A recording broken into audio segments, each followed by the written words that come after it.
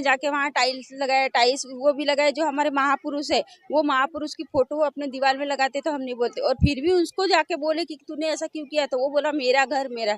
अरे तेरा घर है तो तू अपने माँ बाप की फोटो लगाना टाइल्स में, उसके बाद भी फिर अपने माँ बाप को पूछना कि तू मैंने ऐसा काम किया तो तुम्हारे दिल को क्या लग रहा है। अगर तेरे माँ बाप ने बोले बेटा तूने बहुत अच्छा काम किया, तो तू संडास में, पूरे घर में, पूरे कहीं पे भी तू सब जगह अपने माँ बाप की फोटो लगा, क्योंकि उसने गुनाह किया है, क्योंकि उसने बाबा साहब की प्रतिमा पहले तो तोले कुचल डाली। यह अपमान हम सहन नहीं करेंगे। वो किसी का तो अपमान नहीं करते, वो क्या के लिए करते बाबा साहब का अपमान। बाबा साहब ने पूरी राज्य घटना ली, संविधान बनाया, उस संविधान पे वो लोग चलते हैं। अरबपति करोड़पति वो तो बन गए, लेकिन क्यों करते बाबा साहब का अपमान। साथियों जय भीम, मैं हूं पराग महेंद्र। आप देख रहे हैं नेशनल चौपाल। और 16 तारीख को महाराष्ट्र के गोंदिया में जो कुछ हुआ वो आपने बखूबी देखा।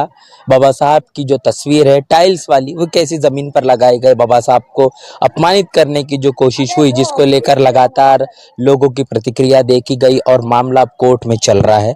और कोर्ट में लगातार लोगों का ये जमावड़ा आप देख पा रहे हैं। ये तमाम वो भीड़ है जो लगातार बीते 3 दिनों से जजमेंट का इंतजार कर रही है कि आखिर जज क्या कुछ कहना चाहते हैं।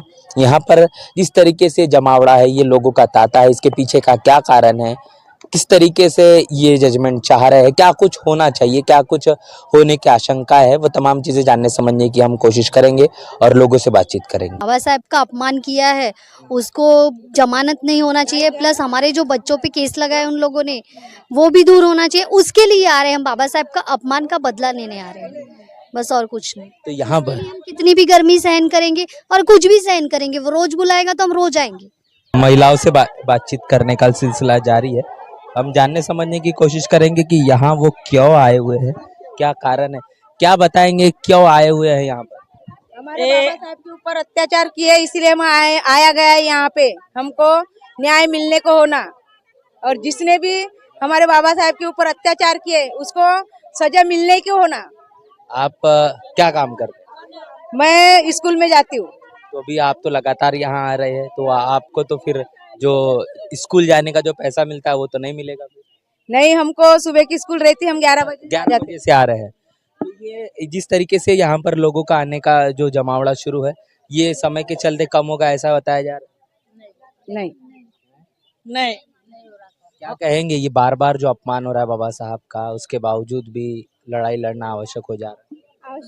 आवश्यक है और मरते दम तक लड़ेंगे, क्योंकि बाबा साहब हमारे भगवान हैं। उनके अपमान हम सहन नहीं कर सकते, क्योंकि दलितों पर पहले से ही अत्याचार हो रहा है और अभी भी हो रहा है, क्योंकि उसने गुनाह किया है, क्योंकि उसने बाबा साहब की प्रतिमा पहले तो तोले कुचल डाली। यह अपमान हम सहन नहीं करेंगे, उसको तो सजा होनी चाहिए, क्योंकि नहीं, हमारे बच्चों को छोड़ना चाहिए। हमारे जो बच्चे हैं उनको बरी करना चाहिए और उसको सजा होना चाहिए। उसके ऊपर ये महिलाओं की जो ताकत है बढ़ेगी। हाँ, और बढ़ेगी, और लाएंगे हम महिलाओं को, महिला और आएंगी, महिला हमारे पूरे मोहल्ले की महिला आएंगी, और उसको पूरे वार्ड में जो मोहल्ले है, जो भी हमारे बाबा साहब के जो पब्लिक है, जो पूरे आएंगे। 14 अप्रैल में जो भीड़ दिखती है वही भीड़ है। अब वो भीड़ कहीं ना कहीं ऐसे समय में नहीं दिखती जब बाबा साहब का अपमान होता है। नहीं है ना, पहले दिन 2 दिन भीड़ थी और भी भीड़ रहेंगी, कल भी थी और परसों भी रहेंगी।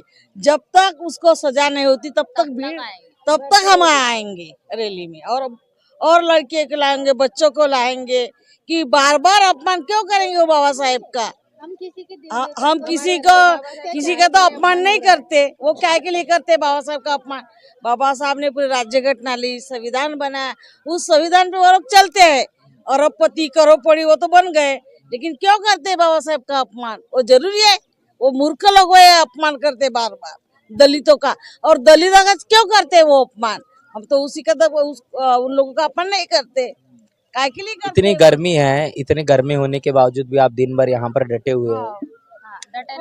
और डटे रहेंगे। न्याय नहीं मिलता तब तक डटे जब तक न्याय नहीं मिलता तब तक डटे रहेंगे महिलाएं, ज्यादा से ज्यादा। एक दिन क्या बोलते हमारे लिए, उसने भी तो ऐसा ही पानी में, हवा में, तूफान में, क्या क्या नहीं उसने हमारे लिए वो कष्ट उठाया बाबा साहब ने। हम भी उसके लिए हम भी उठाएंगे, हम भी रखेंगे, वैसे उसके लिए संगठन करेंगे। एक आदमी ने पूरे जग को हिला के दिया। आज सब पूरे मिलके एक आदमी को हिला नहीं सके। बाबा साहेब आम्बेडकर का उसने अपमान क्यों किया?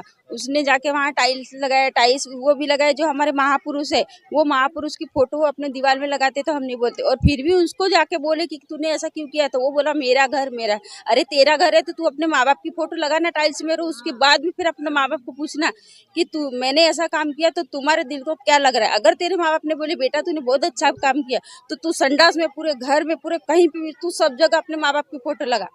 पर बाबा साहेब अम्बेडकर की तूने फोटो लगा के और बहुत बड़ा अपमान किया, क्योंकि वो हमारे गुरु है, हमारे पूज्य है। हम उनको पूछते हैं तू संडास बाथरूम में लगाएगा तो उसके लिए जनता बोलेगी नहीं क्या? बोलना चाहिए। और अब 3 दिन हो गए, 3 दिन से हम आ रहे हैं तो तारीख पे तारीख वो जज कुछ फैसला नहीं रहे। अंदर से बाहर, बाहर से अंदर हो रहा है। उसको क्या धुक धुक लग रही कि क्या लग रही? जनता से डर रहा कि किससे डर रहा है? वो जब तक न्याय नहीं करेगा तब तक हम आएंगे। हाँ, तो वो जो हमारी महिला अभी खड़ी है 3 दिन से यहाँ, तो उसके वजह से वो डर रहे, इसलिए उनको जमानत यानी नहीं दे रहे। वही और दबाव बन रहा ना 3 दिन से, तो उसके वजह से वो डर रहे कहीं ना कहीं। तो क्या लगता है कि ये समय जैसे जैसे और आगे बढ़ेगा, ये महिलाएं को जो संख्या है वो कम होगी? नहीं, ज्यादा बढ़ेगी महिला, और उनको जमानत नहीं होगी उनकी। मेरा पूरे तरीके से ये है कि उनको जमानत नहीं होना चाहिए। कि उत्तर कोरिया जैसे देश में बाबा साहब की जयंती इतनी धूम धमाके से मनाई जा रही है, धूम धड़ाके से, जिसकी कोई कह नहीं सकता। और वहाँ के जो राष्ट्रपति है चिंगपिंग, तो उन्होंने वो 8 दिन का कार्यक्रम घोषित किया। और ये इतना ही तक के नहीं, तो उन्होंने अपने वहाँ की जो विद्यालय है उसमें बाबा साहब को विशेष तौर पर पढ़ाने का उन्होंने शासन प्रशासन का आदेश जारी किया है। ये हमारे लिए गर्व की बात है। लेकिन ये बात भारत के मनुवादी सरकार भी देख रही है, लेकिन ये लोग बाबा साहब को यहाँ पर अपमानित करने का काम कर रहे हैं, ख़त्म करने का काम कर रहे हैं। हाल ही में एक बात बहन मायावती ने कही है। उन्होंने कहा है कि ये जो अपमान हो रहा है, एक बड़ा ट्वीट रहा आज के दिन का बहन मायावती का, कि बाबा साहब के पूरे देश में अनेकों अनेकों जगहों पर अपमान हो रहा है। हाँ, ये बात देखी जा रही है, लेकिन ये काम सिर्फ और सिर्फ भारत के अंदर हो रहा है। लेकिन मैं एक बात बता दूँ आपको, आप चैनल के माध्यम से समाज की बात को दूर तक पहुंचाते हैं, इसके लिए हम तो आपका तहे दिल से शुक्रिया अदा करते हैं।